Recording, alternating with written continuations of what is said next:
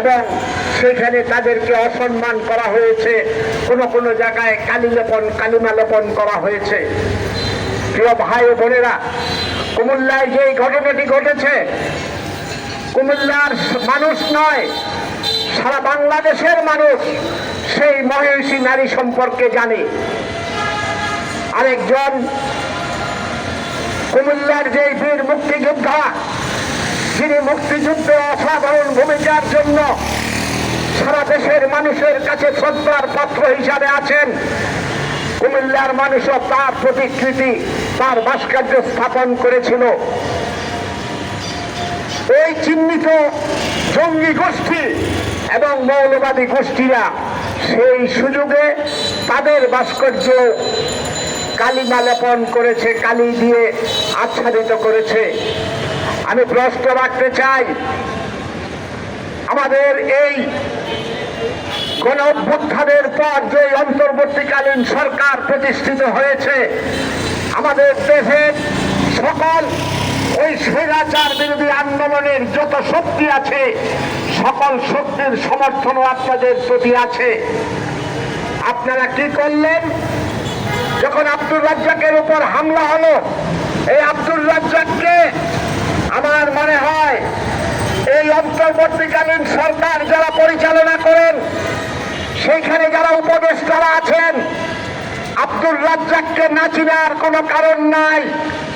গত 15-16 বছর নয়, এই দেশের সকল গণতন্ত্রের আন্দোলনে, শ্রমজীবী মেহনতি মানুষের আন্দোলনে ঢাকার রাজপথে যিনি একাধিকবার নিজের শরীরে লাঞ্ছিত হয়েছেন, আঘাতপ্রাপ্ত হয়েছেন এবং সকল লড়াই সংগ্রামে তিনি অংশগ্রহণ করেছেন, তিনি একটি রাজনৈতিক দলের কেন্দ্রীয় কমিটিরও নেতা। আপনার কুমিল্লাতে ওই কয়েকজন চিহ্নিত জঙ্গি গোষ্ঠীর প্রতিনিধিরা রাজ্জাকের উপর হামলা করে, আর এখন পর্যন্ত আপনারা এই হামলাকারীদেরকে গ্রেফতার করতে পারেন নাই। প্রিয় ভাই ও বোনেরা, আমাদের যে অন্তর্বর্তীকালীন সরকার বৈষম্য বিরোধী একটি সমাজ, বৈষম্য বিরোধী একটি সরকারের রূপ তিনি দেওয়ার কথা আমরা লক্ষ্য করেছি। যেখানে জঙ্গি গোষ্ঠী আস্ফোলন, যেখানে সাম্প্রদায়িক গোষ্ঠী হুঙ্কার দেয়, সেইখানে তিনি নমনীয় হয়ে যান।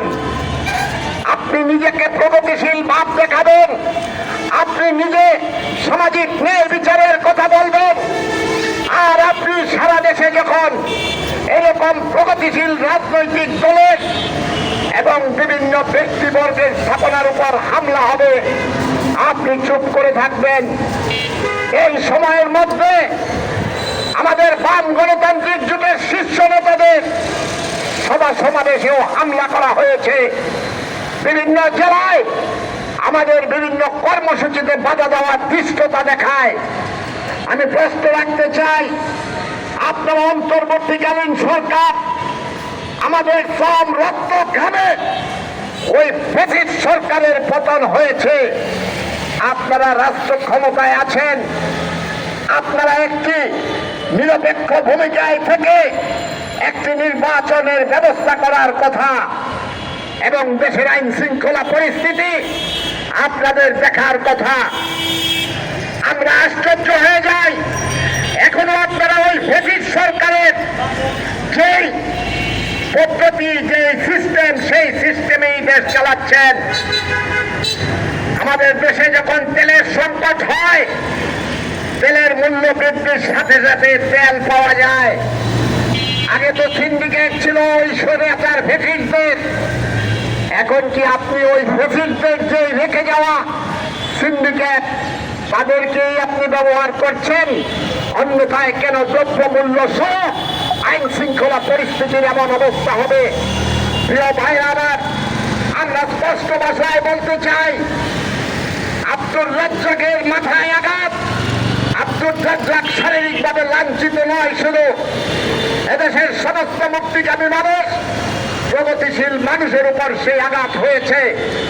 আপনি অবিলম্বে ওই রাজ্জাক ভাইয়ের উপর যারা হামলা করেছে তাদেরকে আইনের আওতায় নিয়ে তাদের দৃষ্টান্তমূলক শাস্তির ব্যবস্থা করেন।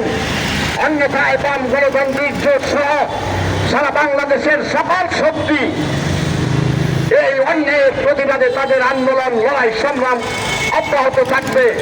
আপনাদের সবাইকে ধন্যবাদ জানিয়ে এবং আব্দুর রাজ্জাকের উপর হামলাকারীদের গ্রেফতারের দাবি জানিয়ে আমি আমার বক্তব্য শেষ করছি।